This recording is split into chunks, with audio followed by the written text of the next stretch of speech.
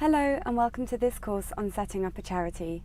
My name is Lucy Caslon and I'm the founder of NCVO Africa, or Lucy's Charity as many people know it, probably because they can't say the name right.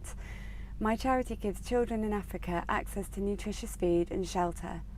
Whether they're in orphanages, child-headed households or on the street, we ensure they receive nutritious meals and live in safe, clean and comfortable surroundings. This course doesn't aim to be a substitute for the guidance on setting up a charity that you can find on the Charity Commission website or the websites of other support organisations, including Know How Nonprofit or NCVO.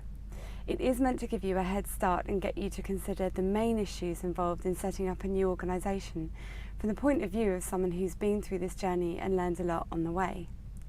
There's quite a lot of practical guidance as well as personal stories, because setting up a charity usually has a very personal motivation, and that motivation is what guides you on your journey.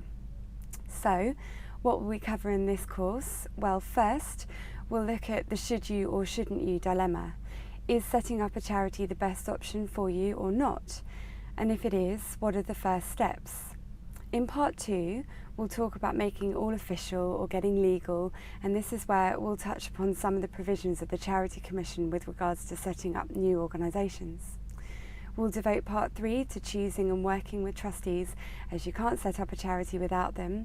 And in the final part, we'll highlight some of the things you need to bear in mind daily once you're up and running. So, what will you actually learn from this course? My hope is that I can share the things I've learned in the process of setting up and running my own charity, so you'll feel empowered to make the decision that's right for you. And if by the end you're still convinced that setting up a new organisation is the way forward, then I'm hoping the course will help you start on the right foot and establish a solid foundation on which to build your vision. So let's get started with part 1.